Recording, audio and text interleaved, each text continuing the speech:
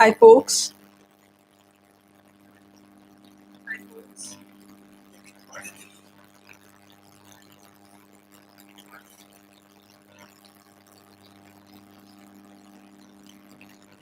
Hi, folks. Hope you're doing good. Thank you for joining me today. I hope I'm audible. Please let me know. Am I audible?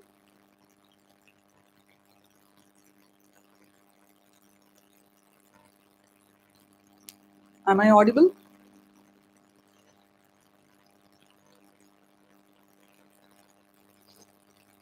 Okay. Hi, guys. Thank you so much for joining me here today. I have some very tasty and very easy to bake low fat apple squares for you today. It's really cold here in Bangalore. So, this is a really nice treat to have.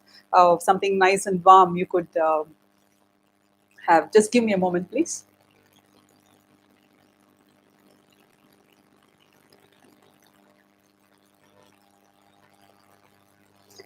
I'm sorry, my laptop is a little away from me, so I'm not able to read your comments right away. Before I move on to the recipe, I just wanted to share something really exciting with you. I'll be doing some contests every week. From now on, I'll be doing some live streams, and I will also be doing some contests and some giveaways on the channel. Now, I'll pick some winners and I'll be giving away some prizes, which will be some really nice to use cooking and baking ingredients and other cooking and baking related stuff.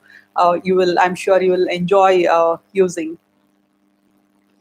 I'll post more in detail about this contest and about these giveaways on the channel. So if you haven't subscribed to my channel yet, please do subscribe and please stay tuned. I'm on Instagram as well. So I'll put my handle in the description box below the video.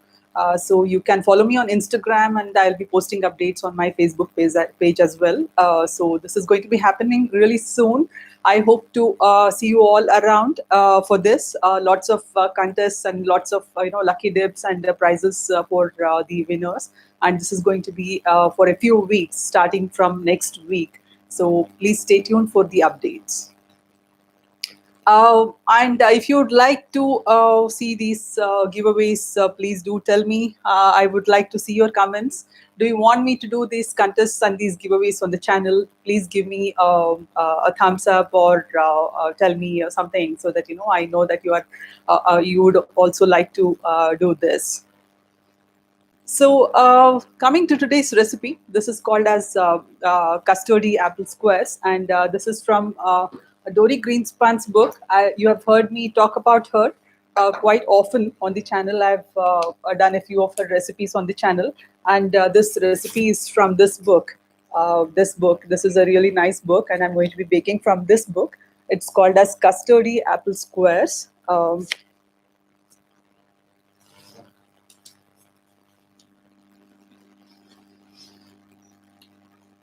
So this there is also a recipe for a French apple cake on the channel. It's called as French apple cake. Title of the recipe is French apple cake. If you have tried it, you will know that it is not your typical kind of apple cake. It's not very spongy or not anything like a cake in texture. It is very different, and this one is also very similar to that. That recipe uses quite a lot of butter, and in this recipe there is very little butter, like about 2 tablespoons, which is about 28 grams of butter.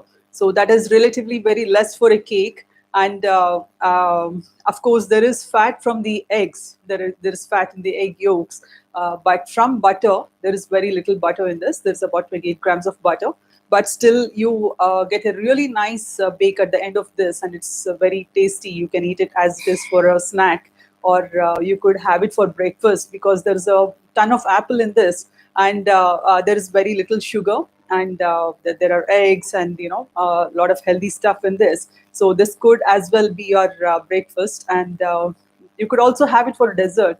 If you want, you could serve it warm with some vanilla ice cream. That will also be really nice. Okay,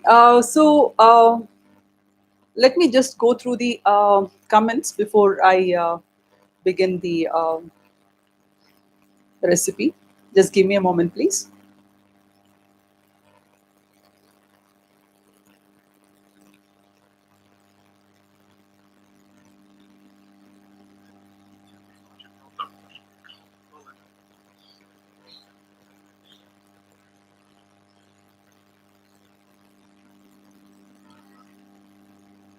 Aditi, call on you.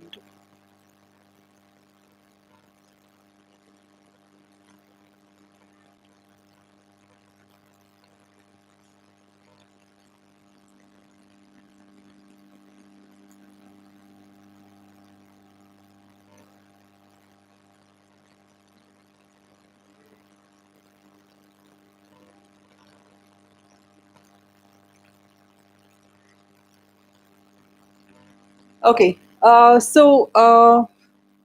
not able to read your comments here. Just a moment.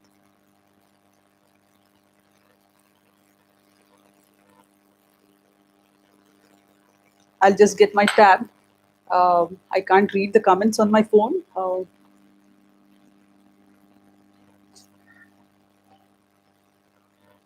Sorry about that.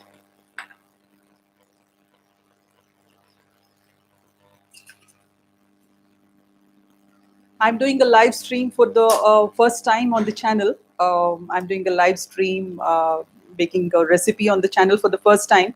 So please bear with me. Okay, hi Rajapriya. Hi Pooja. Um, Hi Belua, Rajashri, Kangasabai Arvindan, Pooja Maitra, Vijayshri, Srividya, Rashmi, Shubha, Malar, Chandana, Srilata, Rajaram, please, you're all welcome. Welcome to the live live stream. Okay. So, if you are a beginner, I want you to know that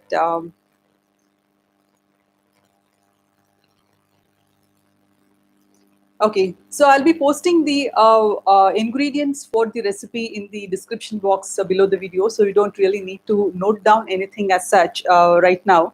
But if you are a beginner, please do pay attention to all the small details, because that is really going to make a lot of difference to your baking. The small details. And please don't go by the recipe in case you do not eat eggs or you're not a big fan of apple cakes. But you should still pay attention. I mean, you should still be looking for recipes. Don't think that, because this recipe has eggs, so since I don't eat eggs, then I don't really want to, I don't want to have anything to do with this particular recipe, because there's so much more to a recipe than just the ingredients, because every recipe has something to teach you. So there could be a technique, there could be a method, something or an idea you could use later. So it's not just about that particular recipe. So just keep an eye open for these details. I'm sure it will help you in baking any other recipe you may like, or you may find suitable for your taste. So, as I keep saying, you'll find millions and millions of recipes, but the most important things are the details and the basics. So, I will try to cover all these things during this session. So, I'll first do the recipe and then again come back to the comments later, so that I can answer any questions you may have regarding the recipe or anything else you may want to ask. So before I start baking, we are going to be baking this recipe in this 8-inch square tin here.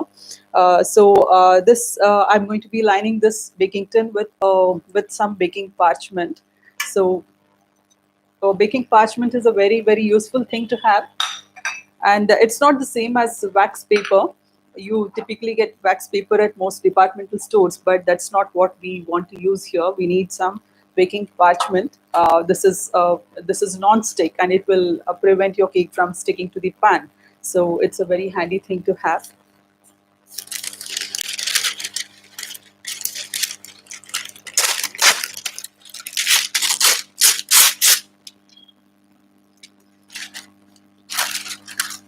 I hope you can see what I'm doing here.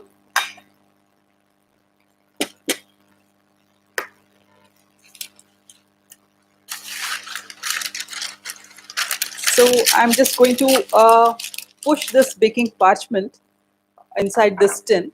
We just need the baking parchment to be around all the sides of the cake tin. That's it. So this is all you need. You don't really need anything fancy. You don't really need to cut this into any funny stuff.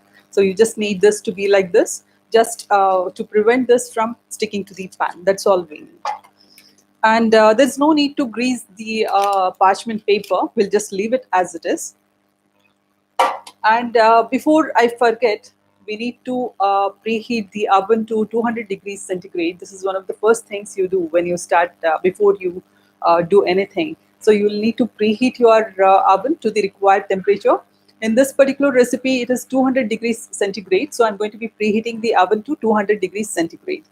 And for this recipe, we need melted butter. And since I'm going to be melting the butter in my microwave, I'm first going to melt the butter and then I'm going to preheat the oven.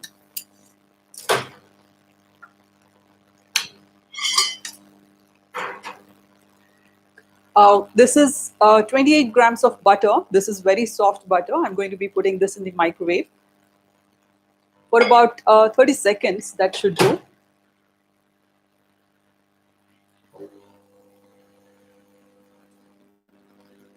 I hope I'm still audible with the sound of the microwave in the background. Am I audible? Please give me a yes. I'm also just checking with my family in case they can tell me, because I'm not able to read the comments here right now.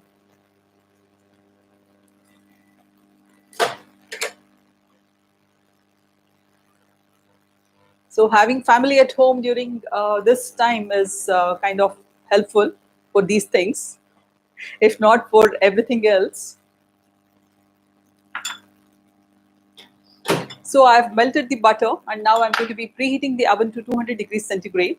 I'm going to be putting this short rack inside the microwave convection, and I'm going to be preheating to 200 degrees centigrade. And so now the oven is preheating. I will tell you about the rest of the ingredients we are going to be using here in this recipe. Okay. I hope you're able to hear me. Please let me know in case you can't. Again, I want to repeat that I'm going to be posting the description. I'm going to be posting the recipe ingredients in the description box below the video. So you don't really need to note it down as of now. And please always weigh ingredients for the best results. Do not eyeball or do not measure ingredients, as in you don't take a cup and spoon and then you try to measure the ingredients. You may or you may not get good results. But weighing ingredients is always the way to go. You should always weigh your ingredients.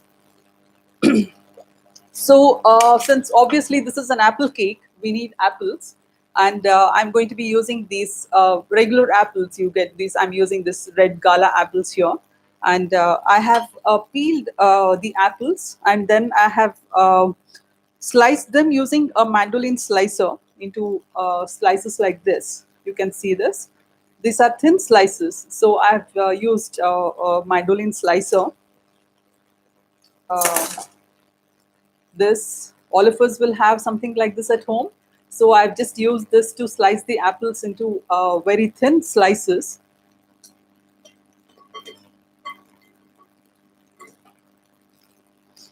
And as you peel the apple, then you may get all sorts of shapes. You may get round ones, then you may get something like this. So that's all fine. But we do not, as soon as you come to the core, you need to stop peeling this part of the apple. So we do not want this and these seeds. So you will need to stop at this point. And when you take the weight of these slices, the peeled and the cold slices, this needs to be 350 grams. I'm going to be mentioning this in the ingredient description. So just a word about why I'm telling you the weight of the apples and not the number of apples or something like that. So I typically find that in some recipes when they give it as three apples and or two small bananas or two medium-sized carrots and such. So it is not really very. I mean, it's hard to say that what's a small carrot according to you and what's a small carrot according to me. So it's better to go by weight always. So I always look out for recipes which give recipes measures in weight, because fruit and vegetables such as carrot or apple, zucchini, or any of these things, when you put them in the oven heat, they will give out moisture. So if you use less of apples or less of carrots as compared to what the author of the recipe intends you to use, your cake is going to turn out to be dry. And if you use a lot of it, I mean, you use excess, then that's also not going to work well. So it is very, very important to weigh your fruit. For example, you can measure your banana puree, or you can weigh the carrot you have grated, and then make a note of it somewhere, so that the next time you can do the same thing, and you will be able to replicate the result again. So okay, so these are the apples, the peeled and the cold ones. And in case you're going to be doing this ahead, and it's always better to do it just before you're going to be baking, because you don't want them to get oxidized and turn a brown color. Though it's not going to affect the taste of the cake. And I have some flour here. This is normal all-purpose flour or Maida. So this is about 65 grams, and this is about half a cup of flour. So this is relatively very less for an 8-inch cake.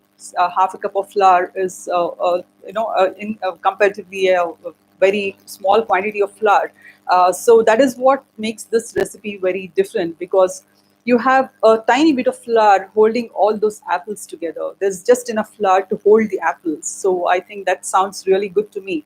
It sounds like it will be really tasty, because lots of apples, buttery apples, and then very little flour just holding it together. So that sounds good to me. I don't know if it sounds good to you. Tell me if it sounds good to you. Uh, Yes, and then I have some baking powder here. I always use aluminum-free baking powder. Please do use aluminum-free baking powder. That always gives you a better taste in your baking, as well as it's better for health also. And yes, I have two eggs here. I have two eggs, and I'm using these eggs from Farm Made. These are some really good free range eggs. I've been using this for more than 1 year now, and I found them to be really good. So please use good quality eggs, and you'll also find a lot of other products from Farm Made. They are also really good. So why I'm telling you all this is because this is a hint that there's going to be some of Farm Made's products in the giveaway coming up soon. So you can. And yes, I have not tried this recipe without eggs, so I will not be able to tell you if this recipe will work without eggs or not. I have not tried to substitute eggs in the recipe. And I have some sugar here. This is normal white sugar, which I have ground in the mixie. So this is normal white sugar. You don't really need to use caster sugar or any such thing. And there is not a lot of sugar. This is about 66 grams of sugar, and this cake is not going to be very sweet. It will be just about sweet. It is mildly sweet. So if you want, you can add more sugar and try to make it sweeter. And a tiny pinch of salt, which has been mixed with the flour here. So yeah, and then we also have butter, which I just melted, and this is unsalted butter. In case you're going to be using salted butter, then you will not need to add the salt to the flour. So some people like to use salted butter, some like to use unsalted butter. I prefer to use unsalted butter. And I have some milk here. This is whole milk, that is full fat milk, and the butter, which I've already melted.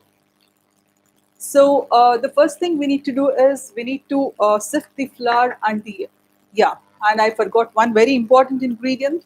that is vanilla. I'm going to be using some of Sprig's natural bourbon vanilla. This is really nice. I've been using this since some time.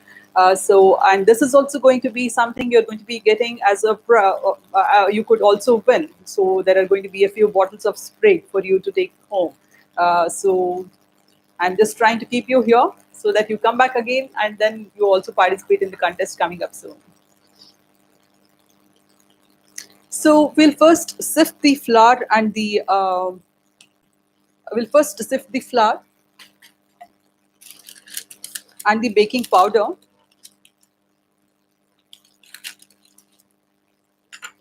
It's always very handy and very it's I like to use a newspaper or a piece of baking parchment when I'm sifting the flour, because when you want to put this somewhere else, like you want to put this in the bowl, then it is going to fall off very easily. It's better, I mean, it's more convenient to do this on a piece of baking parchment. So I'm going to be sifting the flour, and this is baking powder. So be very careful when you're measuring baking powder for any recipe. If it is 1 teaspoon, it is going to be a one level teaspoon. You do not want it to be a heaping teaspoon. This is a level teaspoon. So you need to be very careful about these small things, because if you use excess baking powder, then your cake will first rise and then it's going to fall. Or if you use less of baking powder, then your cake is not going to rise enough. So this is 1 teaspoon of baking powder. I'm just going to sift this and this together. We'll sift this twice.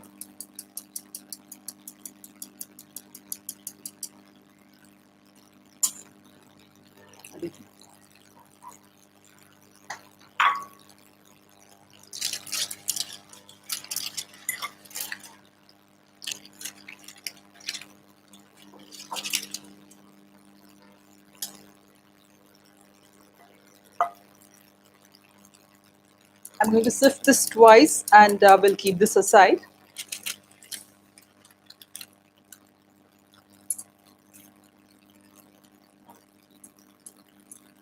Oops.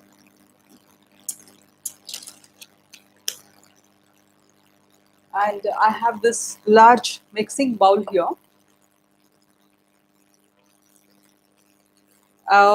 Okay, so I just wanted to tell you one more thing. So I'm just going to be following the recipe instructions here from the book. I'm just following the recipe instructions. So when your source of the recipe is good, you don't really need to be doing anything else apart from what's already given in the recipe. I'm just going to be following the recipe instructions.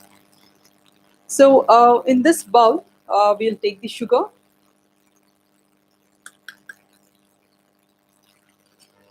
In case your powdered sugar is lumpy, you can just sift it once. It's going to melt anyway in the oven, but it really helps to sift it, because when you add the flour and then you start mixing, then you see the lumps. Then it is hard to make out if it is the flour or the sugar lumps, and then you may end up over mixing, and that will impact the texture of your cake. So there is the sugar, and I'm going to be adding some of this really nice vanilla to this.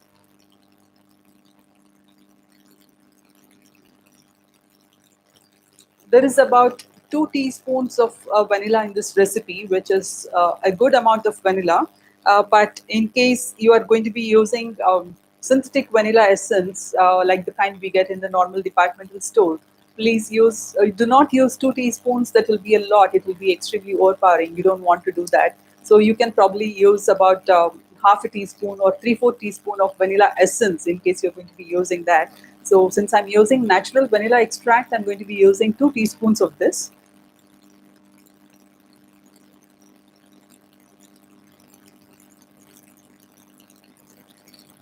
Always use standard measuring spoons.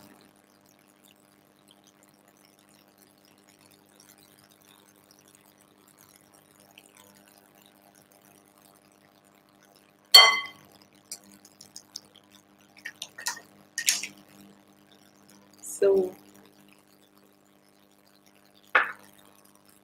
And I'm going to be adding the eggs. The eggs, I have weighed the eggs as well. This will be about uh, 50 grams for each egg without the shell. So this is going to be 100 grams of egg. I'm going to be adding this to the sugar. And then you need to whisk this for about 2 minutes until the eggs become a little pale in color and the sugar dissolves completely.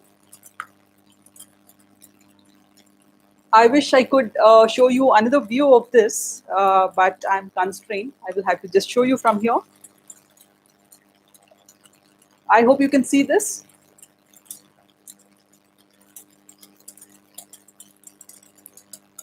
About 2 minutes. And so the recipe suggests that you whisk the sugar and the eggs together. So she's not suggesting that you use a hand mixer or something else. And when the author suggests that when the recipe tells you or directs you to use a whisk, just do that. Do not use a hand mixer because you may end up whisking the eggs, and then that will create a lot of air which you do not want. So this is for about 2 minutes, and as I keep mentioning, um you can do a lot of recipes. You can do hundreds and hundreds of recipes using just a whisk and a spatula. You don't really need a lot of fancy tools, and you can see lots such recipes on my channel, which require you to use only a whisk and a spatula. There isn't uh, much else you need. Simple tools and no fancy ingredients, and you will still be able to bake a lot of good stuff at home. So, but then again, the basics matter, and it's very important that you get hold of the good recipes, nice recipes, and then do them the right way for the best results.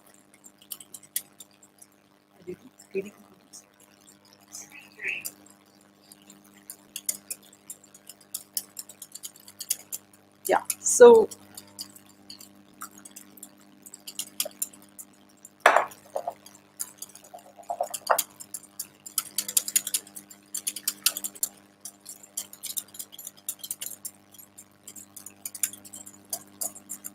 I think this is about 2 minutes, and now I'm going to be adding the eggs need to be turn out to be a little the eggs need to turn a little pale when you are done with the whisking, and then we are going to be adding the melted butter.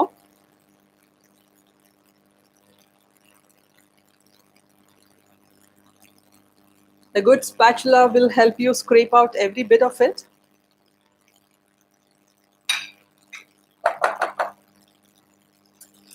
And then I'm going to be adding the milk. All these ingredients are at room temperature. I should have mentioned this earlier. So we'll just add the milk and give it a whisk.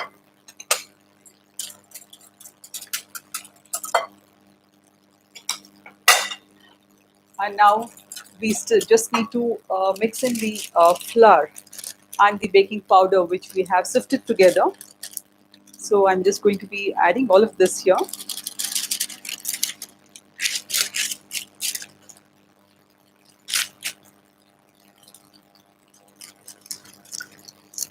I'm just going to be mixing this, and you need to be very gentle whenever you add mix in flour in any recipe. You need to be very gentle, and that is extremely important. In case you are not gentle, you end up breaking all the air bubbles which are created by the baking powder, and that's not something you want. You need to be gentle, and you just need to make sure that there are no lumps in here. So you just need to mix it very gently.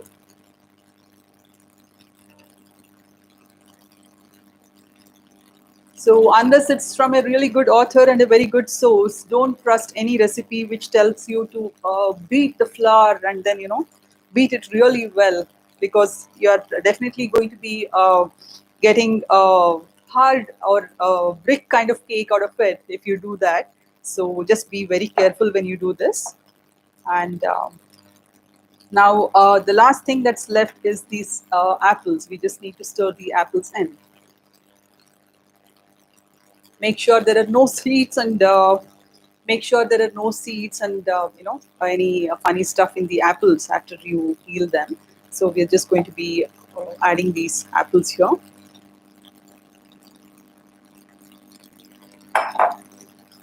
and just mix this. And it's going to feel like there is a lot of apples and there is very little batter, and that's exactly how the author, how Dory Greenspan wants it to be. You just want to have the batter coating the slices of the apple.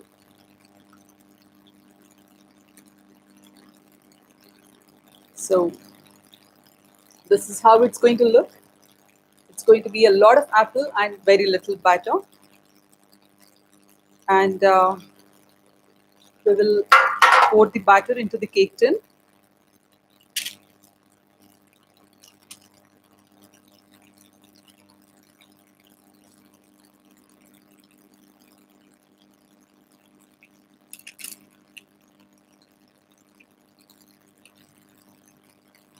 Scrape out every bit of the batter.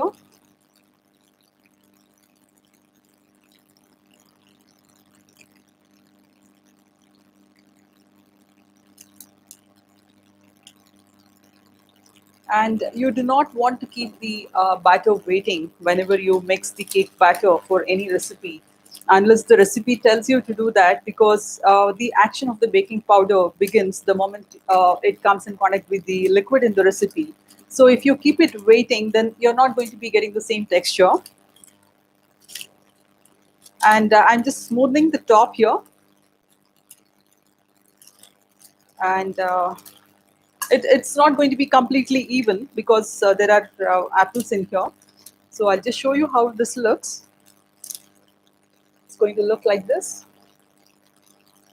Okay, so now we are going to be putting this in the oven for about 40 minutes. In my microwave, it takes me 40 minutes to bake this cake. So I'm going to be putting this in the oven for 40 minutes at 200 degrees centigrade. Okay.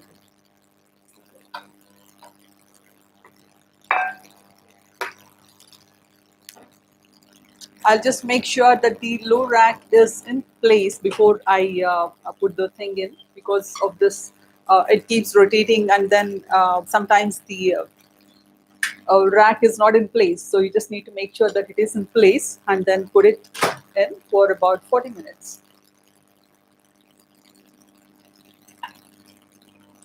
Okay.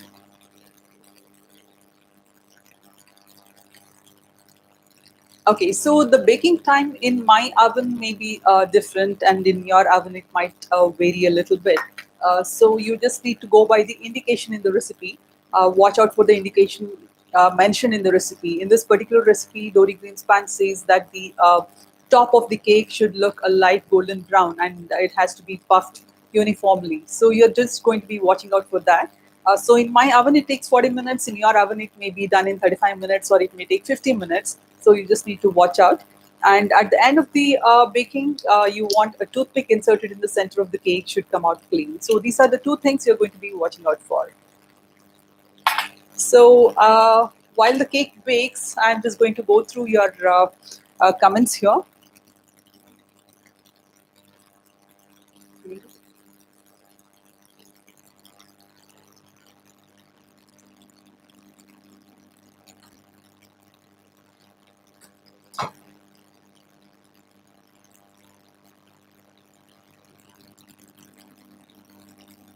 Okay, I'm just going to go through your comments, and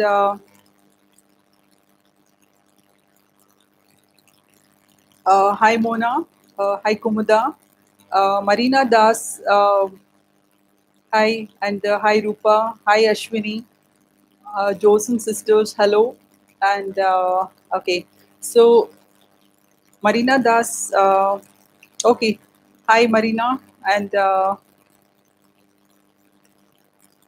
She wants to know, tell me how the cake can be very soft. Okay, so it will be very soft if you follow the right recipe and you follow the instructions of the recipe and all your ingredients are fresh and good.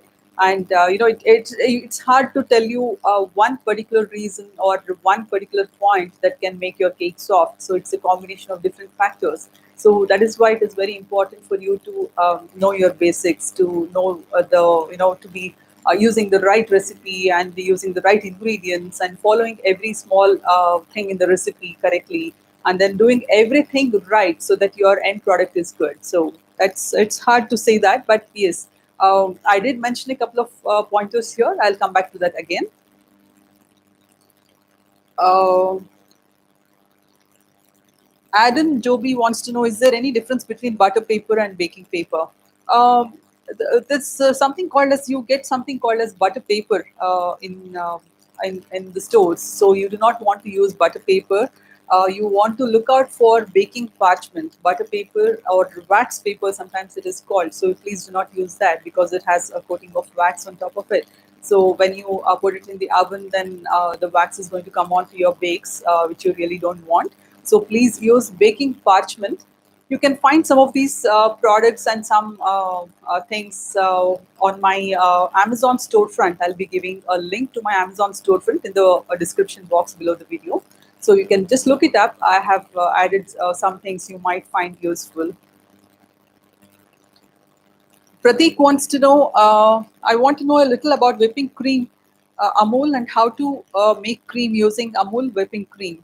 Pratik, it's actually because Amul is Amul, and most other Tetra Paks, the cream we get in Tetra Paks is relatively low in fat content. So it is usually about 25% or at the most 30% for the Amul red pack.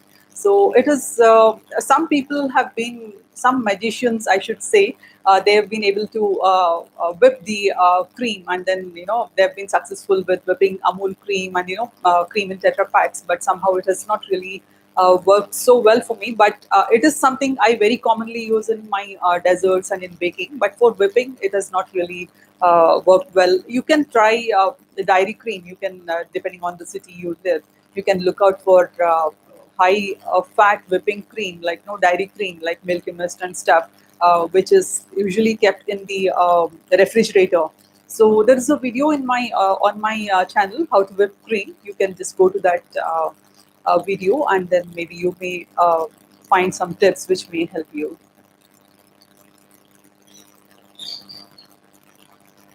Malar, yes, Malar, it is 200 degrees centigrade. I'm going to be mentioning it in the description again. Hi Vijayshri. Um, Hi Srujana. Hi Shubha, Rajapriya, Rupa, Siddhika, yes. Hi Srilata.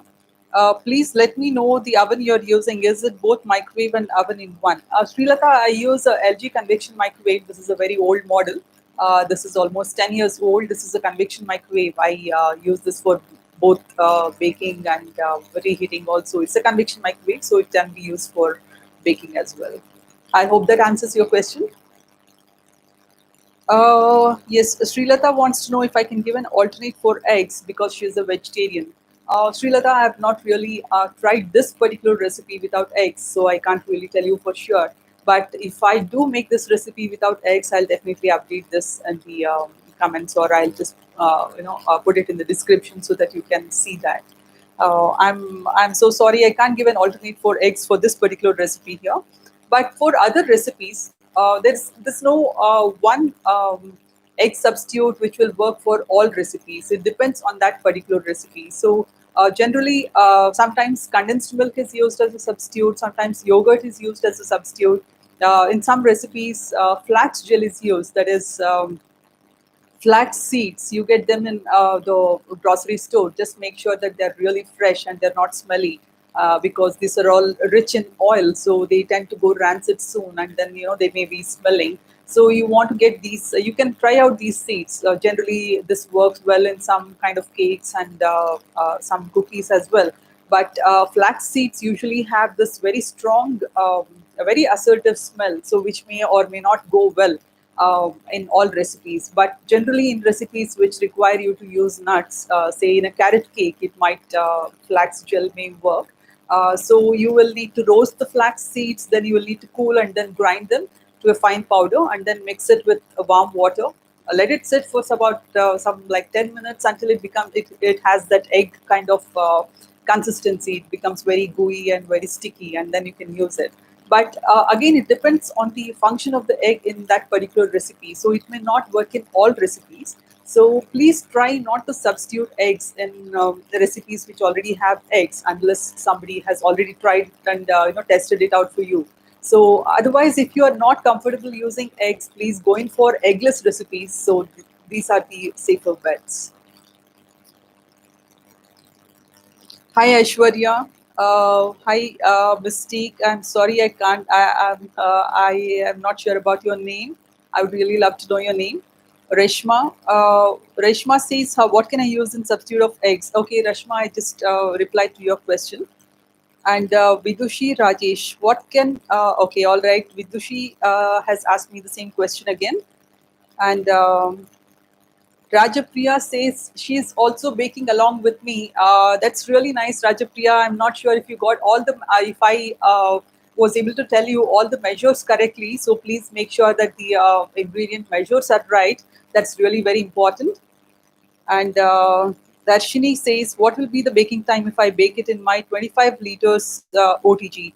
Darshini, it will be around the same time. Like, maybe it is better to check 5 minutes earlier rather than later, because you do not want to over bake the cake, or worse, you don't want to burn the cake.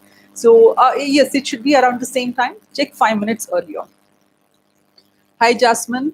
Padma. Hi, Padma. Good to see you here. I always mess up with my settings for microwave even after seeing all your videos on the same. Please help. Padma, it would be great if you could send me an email with more details about the particular problem you're facing with your microwave, so that I can help you better. Um, Hi Vidushi. Darshini wants to know if the butter is salted or unsalted. So I'm using unsalted butter. So if you want, you can use salted butter. In that case, you don't really need to add the pinch of salt I have added to the flour. So it works both. I mean, it's some people prefer to use salted butter for the baking, but I'm not a big fan of using salted butter in my cakes and stuff. So though I really love to slather some salted butter, like the garlic and herb stuff on my toast and stuff, but not in my baking, not in my cookies and cakes. You're welcome, Srilata. Hi, Nandini. Uh, okay, so I think I've answered all the. I've gone through all the comments so far. So we are just waiting for the cake to bake here. So again, uh, generally for cakes like apples, I just added some vanilla now. For I don't remember if I mentioned this earlier. I've used vanilla in this particular cake. So in case you like it, like, because apple and cinnamon make a really good combination, so you can add some. You can reduce the vanilla, and you can add about like maybe half a teaspoon of cinnamon to the flour when you're sifting it with the baking powder, and then you can use it. That will be really good as well. So you should definitely try that. So the next time I bake this cake, I'm planning on using some cinnamon because I love it, and then maybe you can serve it with some nice vanilla ice cream. That will make it really nice. So you can try that. Mona says, I'm going to try the flax seed for eggs. Surely, Mona, but I'm not sure if are you referring to this, to using the substitute in this particular recipe? I'm not very sure how it will work. So please, you will need to try it out. And in case it works well for you, please let me know. Hi, Vinuta. Okay, Malar wants to know, how long can we store the cake, or do we have to keep it in the fridge? No, you don't really need to put this cake in the fridge. Like, you can keep it in the fridge, and if you are planning to store it for a very long time. But because this doesn't make a very big cake, so it may you may end up finishing this in 1 or 2 days. In which case, you don't really need to refrigerate it. You can keep it at room temperature. It will stay good for 1 or 2 days. and it's not going to stay good for beyond that. Maybe, like, if you keep it for more than 2 days, it may not stay good, because unlike the commercial cakes we buy from bakeries, these cakes do not have any kind of chemicals or preservatives in them. So the only thing which is comes close to a chemical is the baking powder we have used here, but that's definitely not going to help preserve the cake. So that's one of the really good things about baking at home. You're not going to be using any chemicals and preservatives. So, which is why these cakes will not stay good beyond 2 days or 3 days at room temperature. So, at best, you can put it in the refrigerator. And one more thing I'm commonly asked is that my cake doesn't come out the same way as it comes out in a bakery, or my bread doesn't stay fresh for a long time. That's precisely again coming back to the same reason. And I believe that in commercial cakes they use a lot of these additives, such as cake gel and some other kind of stuff, some very funny stuff they use. So, which is why the cakes you purchase from a bakery will stay soft for maybe even for 1 week or more than a week. But something you bake at home will not stay so soft for so many days. So you'll either have to freeze it or refrigerate it. Even if you put it in the refrigerator, not all kinds of cakes take well to refrigeration, because especially in the case of cakes which have butter in them, the butter will solidify when you put it in the fridge, and then it's going to make it hard. So in case you do put any cake in the refrigerator, it's always good to take it out and then microwave it for about maybe 10 or 20 seconds, so that it softens a bit, and then you can it will be as good as fresh. Hi. Someone wants to know how to take order of cake for business. I'm so sorry, I have not ventured into this yet, so I would not be the best person to advise you about this.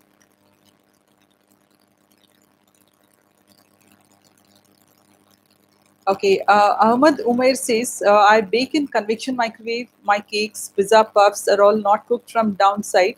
They're all raw. Please help me. Thank you so much, Zubair.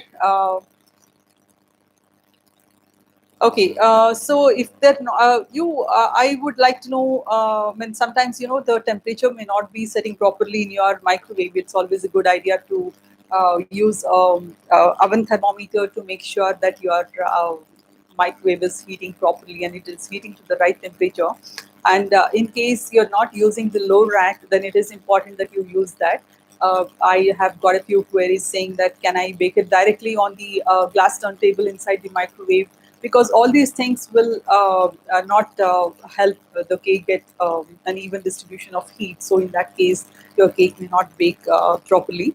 If you can tell me more in detail about this, Ahmad, about what settings you're using, and any particular recipe, or I would like to have more details so that I can help you better. Vidushi, yes, I accidentally deleted the previous live stream. I hope I'll be able to do it sometime again. I did a live stream about baking tins recently, and I accidentally deleted that stream. I'm so sorry about that. Uh, yes, add-on says, is there any difference between butter paper and baking paper? I just spoke about this add-on. Yes, butter paper and baking paper, I guess, are the same. So baking parchment is what we are looking at. So if you can particularly look for baking parchment, that is what we need in baking. Okay, Vidushi says, I was not able to find it. I need a few good tins. So if you have the links, please do share. Vidushi, you can check on my Amazon storefront. I think I had put a couple of links on my Amazon storefront. Or if you can message me later, then maybe I can help you better. Sumaya wants to say, what's your tip for a beginner?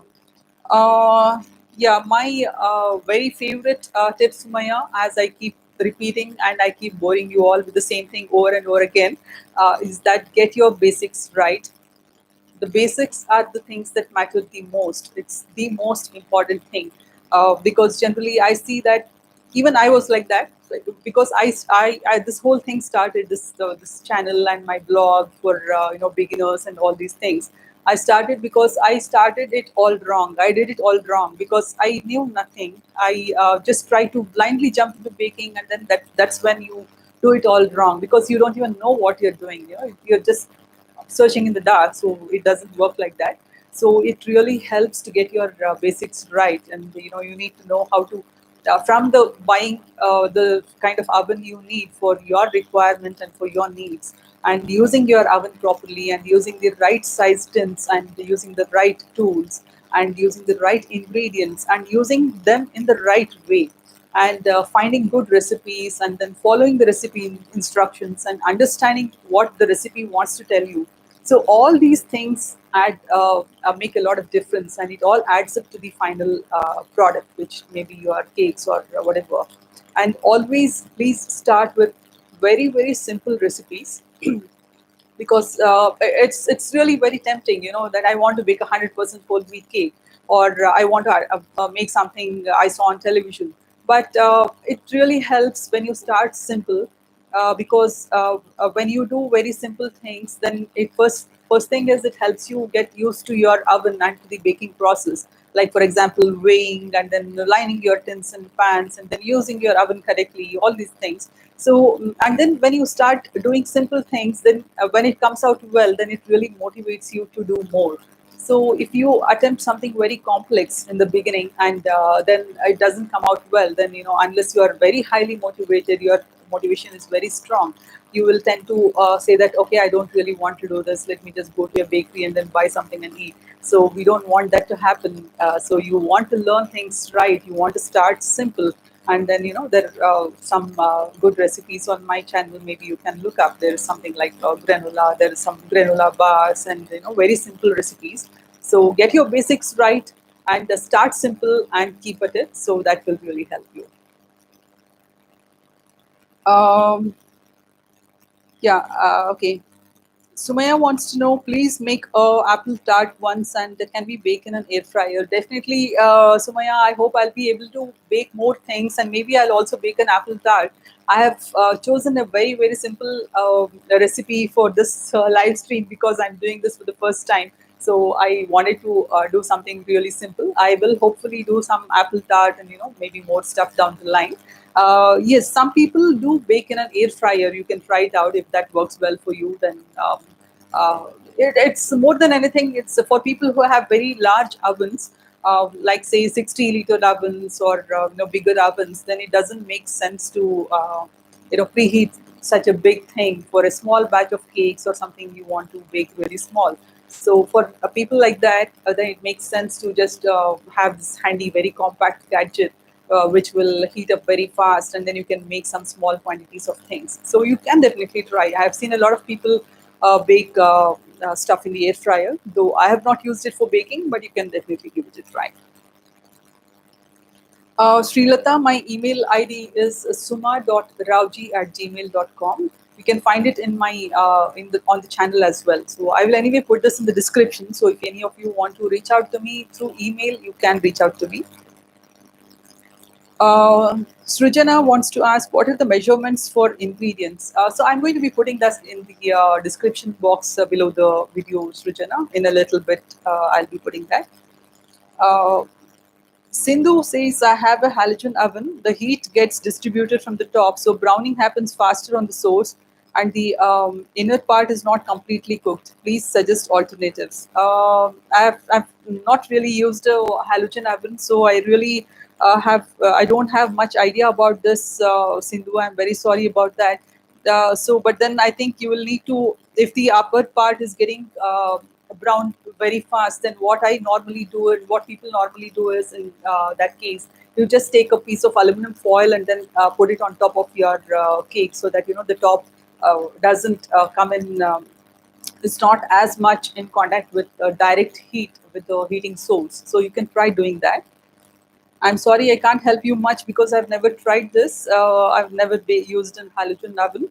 So, but I do want to try different kinds of ovens, and so I hope I get to do that, and then I'll be able to. I can help you better. Sumaya wants to know, are you self-taught? Yes, very much. I'm very much self-taught. So which which is what motivated me to make this channel for beginners, because a lot of us, I mean, I'm not just me, there are hundreds and thousands of people who have learned on their own. So you can also learn. So it is not really it's not an absolute must that you need to attend a baking class or you need to go somewhere to learn baking. So, but baking classes and I mean, like, now a lot of people are doing this online. Even if you go to an online class or offline class, or whatever you do, it will only just give you a better idea. It will help you give you a better start, which is very important again. So, but then the most of the learning and all the learning happens when you actually start baking yourself, and then that's the best way to learn, because experience teaches you like nothing else does. So you will have to keep trying things on your own, and you will have to learn from your mistakes. And these kind of classes or books or anybody who is guiding you can only help you make less mistakes, or do the thing better. But it's your experience and practice that's most important here. Nitya wants to ask. Nitya says she needs a recipe for a small bread. Okay, Nitya, you can look up on my blog, or in case you are going to be baking bread for the first time.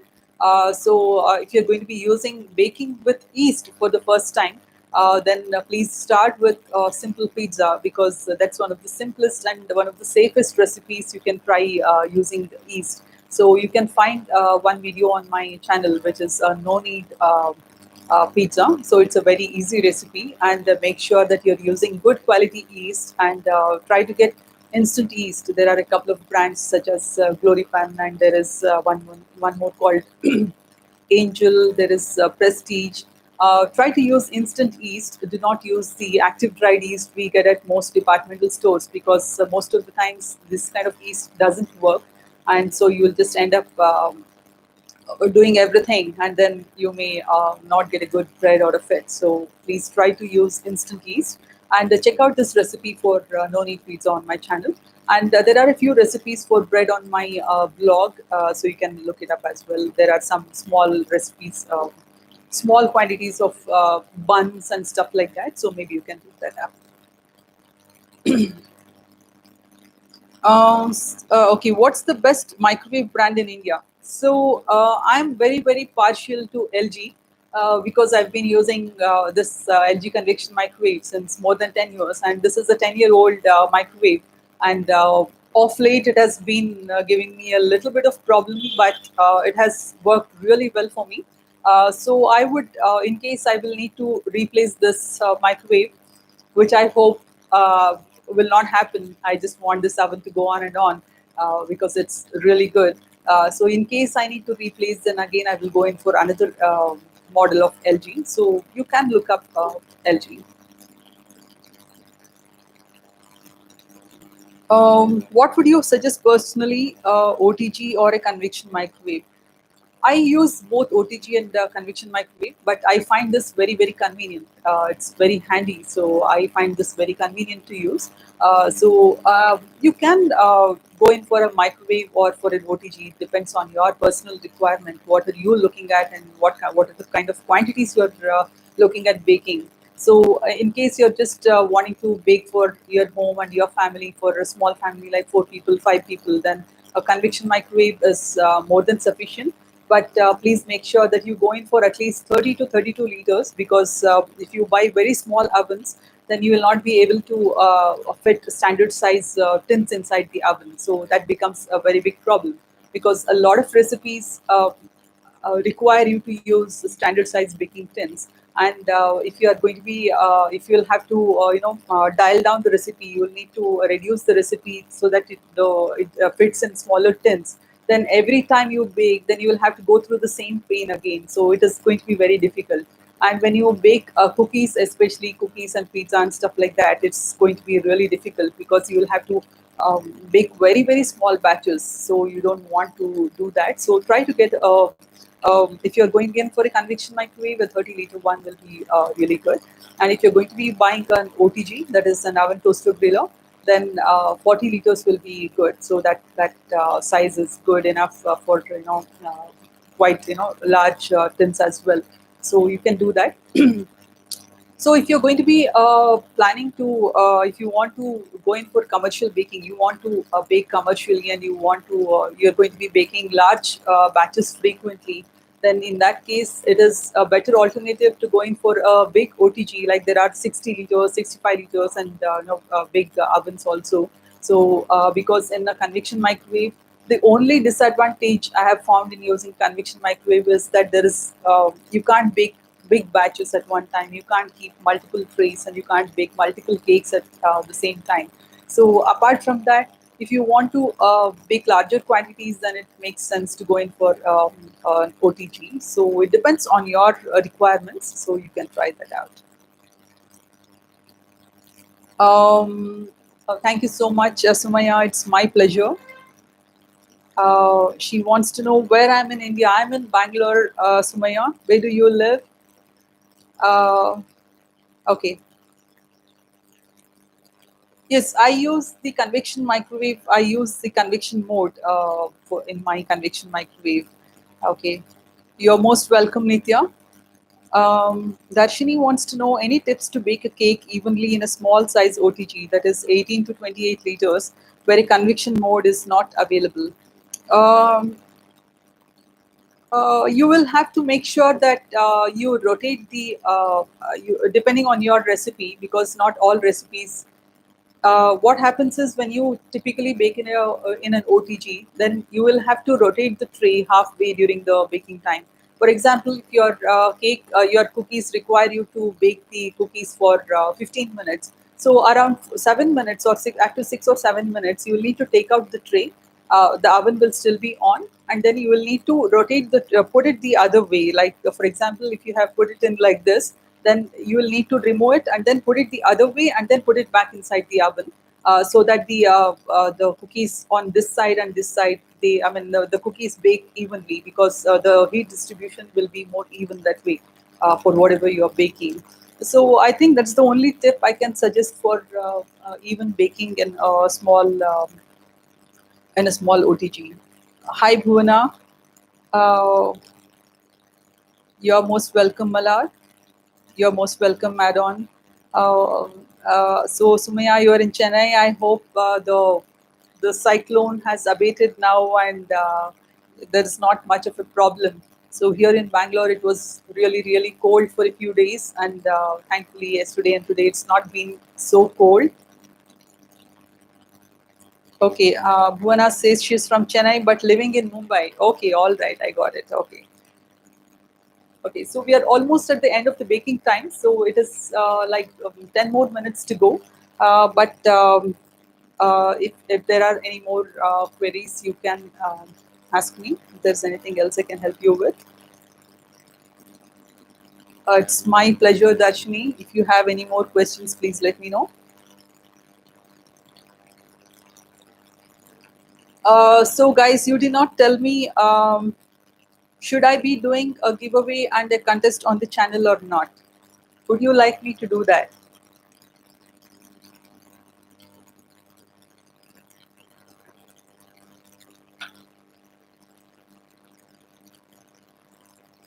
Hi, Ashrita. Okay.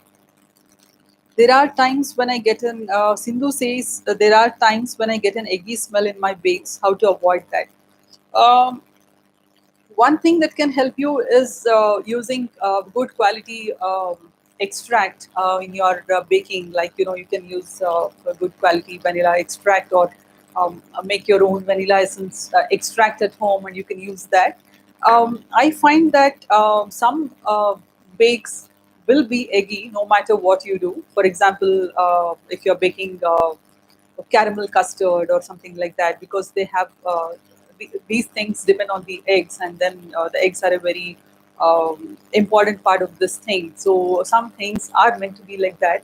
But if you find that all your bakes are smelling eggy, then maybe you are particularly more sensitive to the smell of eggs. So you can try adding a complementary flavor, like say like lime or orange or lemon zest. You can just grate a little bit of the zest and then add it to the batter. But of course, it has to go with your recipe. It has to go with whatever you're baking. It can't be an odd combination. And in case you're baking chocolate something, then maybe you can try adding some, yeah, but chocolate and orange works, and then chocolate and coffee also works. So maybe you can try doing that.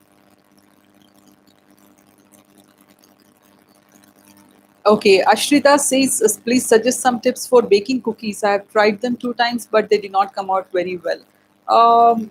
Okay, so Ashrita, you need to pick out easy recipes, and because I'm not very sure about, I will need to know the entire process, like what you tried, and unless I have baked those the same recipe myself, I will not be able to tell you why it could have gone wrong. So please do try again. Please pick out a proper recipe, weigh your ingredients, and do everything right. From the method to every small detail in the recipe. There are a few recipes for cookies on my channel. There is one recipe for eggless chocolate chip cookies, which is one of the easiest recipes I can suggest, and it comes out very well. And it is eggless as well, so maybe you could try that. And please let me know how it worked for you. Um, Which brand of vanilla extract do I use? Okay, I have been mostly making my own vanilla extract at home. I've been getting vanilla beans from Eco Spice. So I'm going to be giving you all the spoilers today. So there is going to be a lot of vanilla beans. Also, I'm going to be giving away as part of the contest here. So that is also a prize you can win. Some really good quality, export quality A grade vanilla beans. So I'm going to be giving them as well. So I make my own vanilla extract. It's a very simple thing. You just get some very good vanilla beans.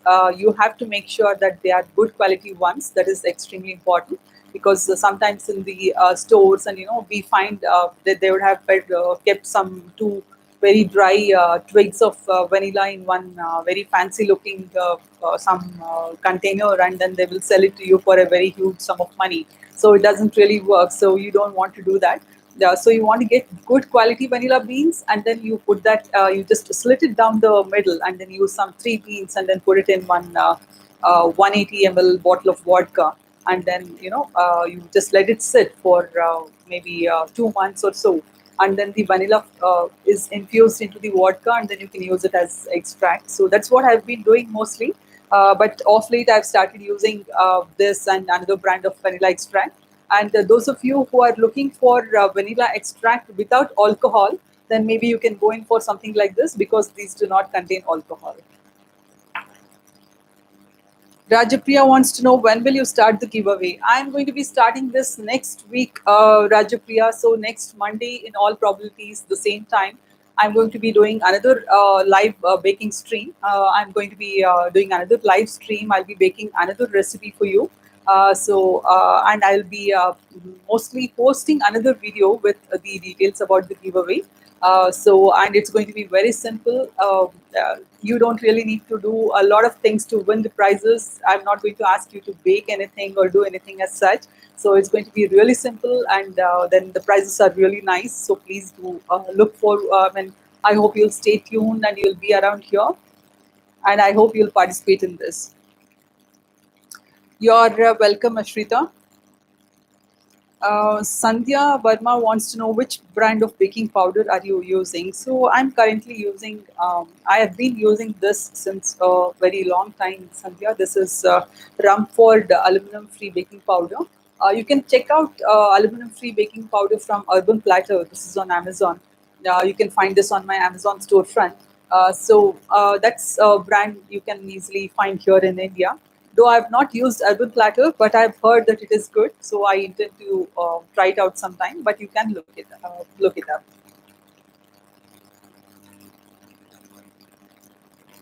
Okay, so when it comes to the end of the baking time, so you would have usually noticed that in any baking recipe there is a time range given in the baking recipe.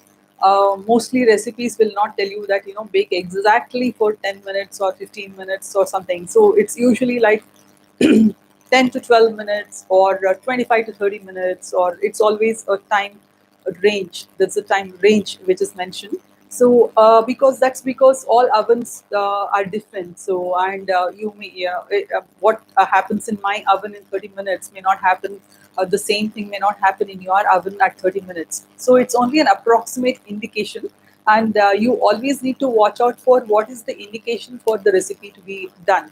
Sometimes typically for brownies, it will be given as if you insert a toothpick in the brownie, then the toothpick has to come out with some moist crumbs attached to it. Or if you insert a toothpick in the center of the cake, then it has to come out clean. Or the cookies have to look golden around the edges, or there will be some indication in the recipe. If it's a good recipe, it will tell you what to look out for. So you will have to focus on that, and then around the same time, approximately around the same time, then you will need to check if the recipe is done. And it's always very important for beginners and for everybody else also. So it's always very important to note down your observation regarding whatever you have baked. So whenever I bake something, then I make a note of it, and it's usually in my email. So I write that I tried this particular recipe, and then and in this particular tin or whatever, and then this is what I did, and this is what worked well for me, and this is not I can change the next time. So this really helps. So the next time I bake the same thing, then I'm going to be referring to this, and then depending on whatever I had felt last time, I'm going to be making those changes, and then changing the baking time also accordingly. So if you find that your cake was a bit over baked when you baked for 40 minutes, then you just need to note that down, saying that next time cut down the baking time by 5 minutes and stuff like that. So all these things really help.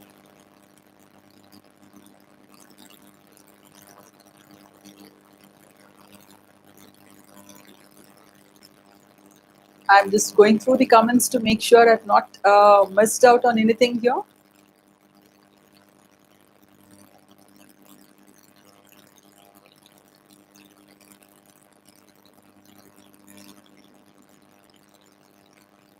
And please do tell me, I just wanted your feedback about this entire setup. I'm going to be baking with the same setup again. I'm going to be streaming this through my laptop, and I'm going to be using the audio is from the laptop again, and I'm going to be using the same oven. So, is the audio clear? Are you able to see what I'm doing clearly, so that next time when I do, then I need to know if I can do it the same way as I did just now, or should I be doing something differently? So please let me know your feedback. It will really help me to make more videos and come up with more live streams. I would really like to know your feedback.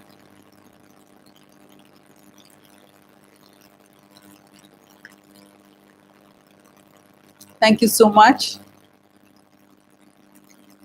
Okay, so we are at the end of the baking time. I'm just going to get my toothpick ready so that I can just test the cake.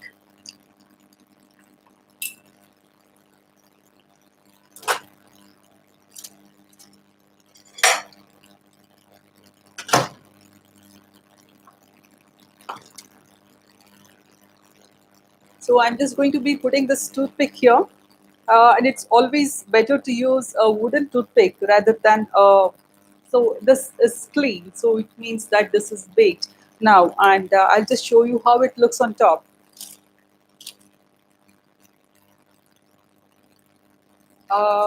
It looks a little more the color is better than what you can see on the screen here. It's a light golden brown on top. So now I'm going to be putting this on the cooling rack. So it's always good to use a cooling rack when you want to cool your cakes and your cookies.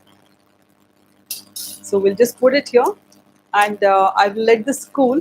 Let this come to room temperature. We do not want to cut this when it is hot.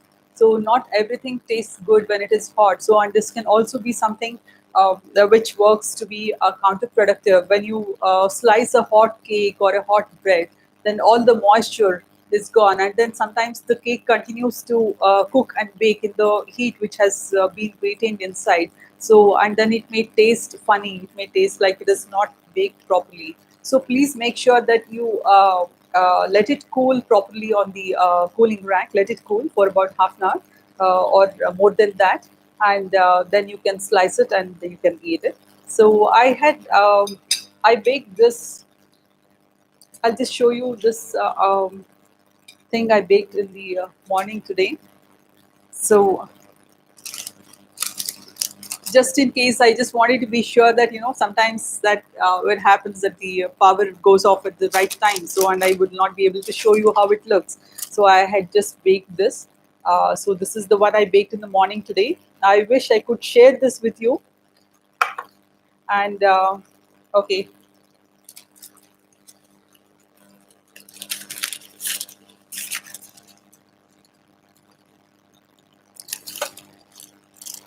so you can just lift the whole thing out,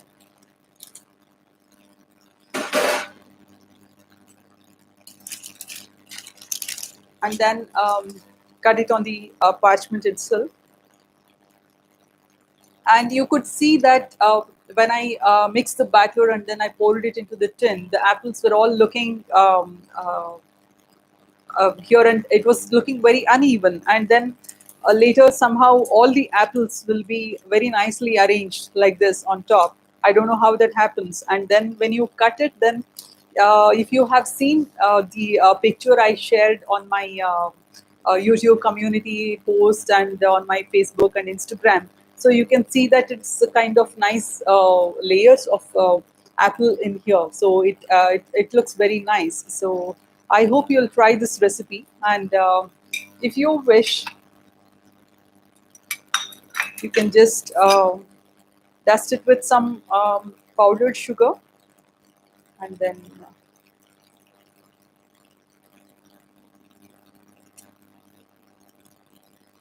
okay. So I forgot to get the powdered sugar here, so you can just dust some powdered sugar on top, and as I mentioned earlier. This is not very sweet. It will be very mildly sweet, so which makes this recipe even more friendly if you are watching your calories. There's not much fat, and then there is not a whole lot of sugar, not a whole lot of flour in this. And in case you have very fussy kids at home who refuse to eat fruit and stuff like that, so you can make them eat a lot of fruit, making something like this. So yeah, so this is what it looks like now. I think you could have a better view when I posted the pictures on my feed.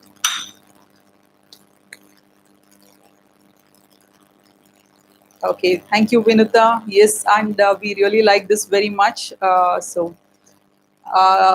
yes, yes. I wish I could really share this with you. I hope I will be able to do a real live demonstration sometime, a physical one and not something online, where we can all meet up and I could bake something for you. I hope that happens sometime soon. Yeah. Okay. Thank you, Sandhya. So I'm going to be I'm going to be doing working with the same setup. I'm just stopping the oven.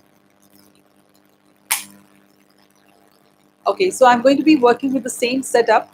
So thank you for your feedback. So I'm happy that I could set this up so much, and it has been really nice interacting with all of you, and I really enjoyed this. I was a little uh, conscious, and I was not very sure how this would go because I'm baking live for the first time. So I'm happy that this has worked out well, and you are able to see this clearly, and the audio is good. So now that I have a working setup, I'll be able to do more live streams. So thanks again, all of you, for being here. And Padma says, please upload this on YouTube. I missed this. Padma, this is going to be, this live stream is going to be on my channel, and it's going to be there always. So you can always come back and watch it. But I'm going to be giving the recipe because I'm sure you would not want to watch a 1.5 hour live stream for a small recipe. So that would be very difficult. So I will just give the ingredients and the method also in the video description. So if you do try this, please let me know. I hope you'll try this recipe, and in case you try it, and you post it on your social media, please do tag me or send me the pictures. I would really love to see that. And please be back. I'm going to be doing more live streams, and this is going to be mostly the next Monday around the same time. And I will hopefully make a video giving you more details about the giveaway. And I also plan to make some short videos, like 1 or 2 minute videos with some baking stuff, tips and stuff. So if you'd like that, and please do always let me know your feedback, and leave your comments for me. That will really help me, and it will really help me know what works and what doesn't work, and what you liked and stuff like that. Thank you so much, folks. Thanks so much. I really had a good time. I'll be ending the stream now. Yeah, Sandhya. Okay, I wish I could, but I do not want to mess up the setup in any way. So I think this is the closest I can come to the camera right now. Okay. Okay, thanks so much, folks. I'm ending the stream right now, and I will see you again next week. Please, if you are on Instagram, if you are active on Instagram, you can follow me, cakes and more underscore SR, and you can also find updates on the YouTube community. Thank you so much, and have a good day. Thanks. Bye.